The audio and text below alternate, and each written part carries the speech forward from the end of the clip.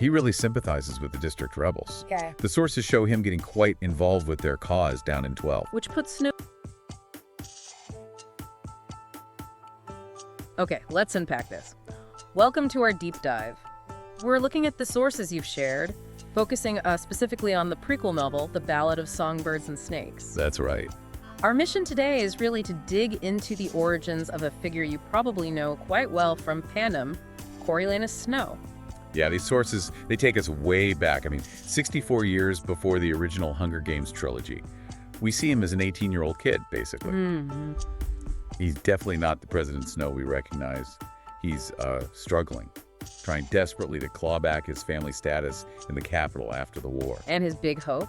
Well, his big hope is tied to the 10th Hunger Games. He's aiming for a scholarship, thinking if he excels as a mentor, that's his ticket, you know?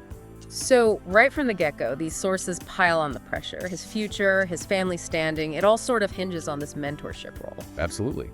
And he gets assigned Lucy Gray Baird, the tribute from District 12. Lucy Gray. What did the sources say about her impact on him? Well, she's described as just incredibly charismatic, a real performer.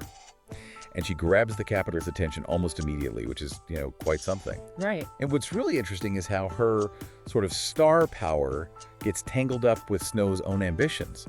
Their relationship, it moves past just mentor tribute pretty fast. It becomes this complex alliance. And this is where we start seeing those little seeds, right? The manipulative side that comes to define him later on. Exactly. He figures out pretty quickly he needs Lucy Gray to win for his own success. And the sources really detail how he starts, bending the rules, secretly helping her. Yeah, the book goes into specifics, doesn't it? Like manipulating the arena itself. It does. And the snakes, that's a key part. He uses those genetically engineered snakes from Dr. Gold's lab. How does he manage that? He exposes them to Lucy Gray's scent beforehand. So they recognize her, they don't attack her, but they go after the other tributes. Wow, taming imitation snakes. That's pretty chilling. It's more than just helping, isn't it? It shows this willingness to use these calculated, almost unnatural methods for his own gain. Yeah, all while sort of framing it as protecting her. Yeah. It's this really disturbing mix of self-interest and, I guess, some kind of twisted affection, maybe. But this doesn't stay secret forever, does it? No. Eventually his cheating, or at least his deep involvement, comes out after the games. And according to the sources, his punishment is, it's being sent off to serve as a peacekeeper. Where? District 12. District 12, the very district his tribute came from. Now he's there as an enforcer. That's described as a huge turning point in the book. Definitely. And it's there, away from the capital's structure, that things get even more complicated.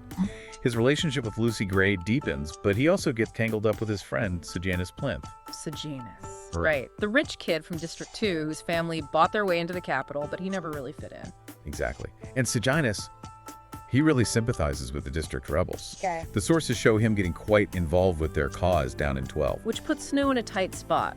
Protect his friend or protect himself. And the sources make it pretty clear which way he goes. He betrays Sejanus. He actually records Sejanus confessing his plans, his involvement with the rebels. And that recording leads directly to Sejanus being caught and executed, hanged as a traitor. If you look at how the sources describe that betrayal, it's just cold. It really highlights Snow choosing ambition and self-preservation over any kind of loyalty. It's shown almost like a calculation. Not a huge moral struggle, but more like, this is the logical step for me. That ruthlessness is really starting to solidify.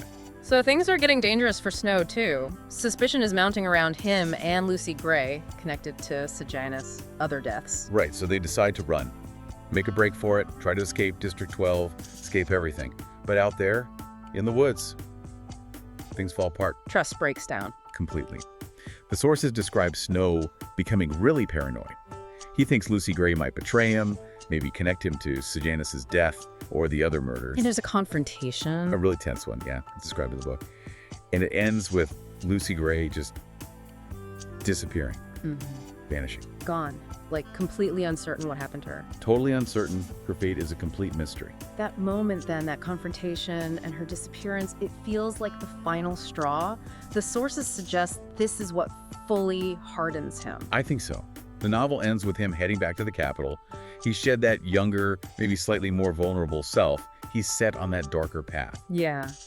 These specific things we've talked about, the snakes in the games betraying Sejanus, that final desperate confrontation in the woods, The sources present these as the key moments, the points where the President Snow we know from the trilogy was truly forged. Okay, so we've traced this journey, haven't we, from this young man desperate for status through the brutality of the 10th games where he secretly helped Lucy Gray win, even using those snakes. Right.